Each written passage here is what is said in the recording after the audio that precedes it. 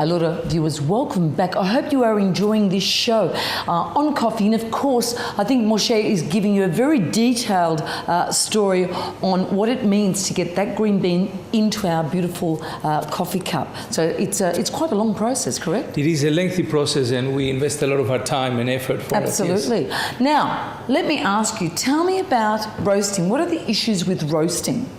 The most important part of it is that we are roasting to a particular level that is going to be suitable for the drinks. So if a roaster will go too dark, he will be basically eliminating all the tastes, and the coffee will not have a lot of taste. Sometimes roasters go very dark, right. and you see the oils coming out, and some people might think that it's a good thing, but we know it's not, because all the tastes have been eliminated. The coffee becomes flat. And they do it if the coffee has a lot of defects. Right. So now that's a very interesting thing. So actually people can be having coffee not really realising that it's got a defect. Yeah, or that it has nothing. It's, you know, they put sugar and milk and they're having a drink. It disguises the... Correct. It's like in cooking that they add cream to disguise the flavour. Yes. You know. Well, we know that they do a lot, but that, you know, we work with the roasters that don't do that. What they do is they roast within a parameter where the coffee is nice and that the cappuccino color. Yes. You know, that brown, nice and light, but not too light. Because if it's too light, it's got these citrus notes that come out. Right, yes, because you were saying to me that the acidity is affected by the roasting? Definitely. You have prepared a coffee, if you're a farmer, to a particular level of acidity when the coffee was being washed and when the coffee was left in pools to acquire acidity from the fruit. So the farmer has a very, very important role in all this because they can actually stuff up the bean, can't they? Definitely. There are two big important people in this chain, the farmer and the barista.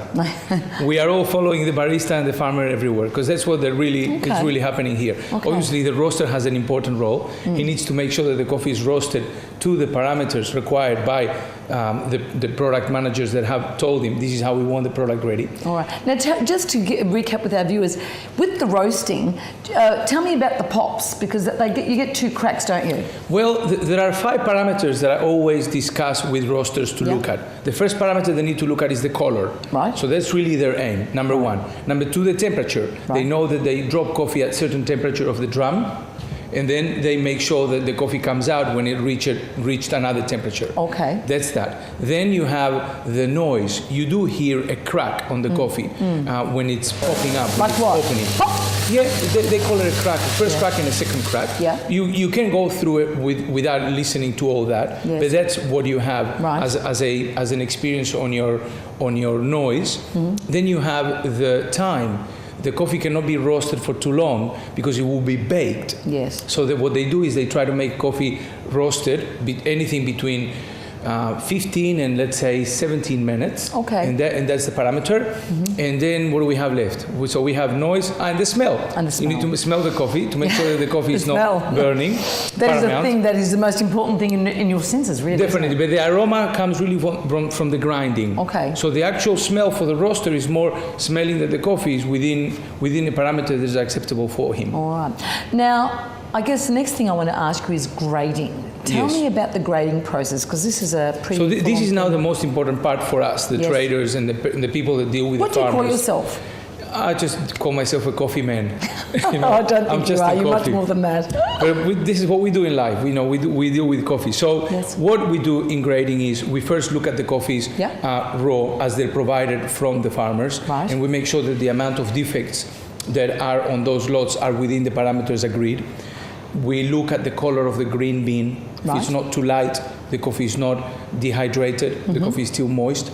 We look at the sizes of the bean. We call it a screen. Yes. So we see the size of the bean, and that's important. Yes. And then we move into the actual tasting. Right. And the tasting really goes from how it's being roasted. Right.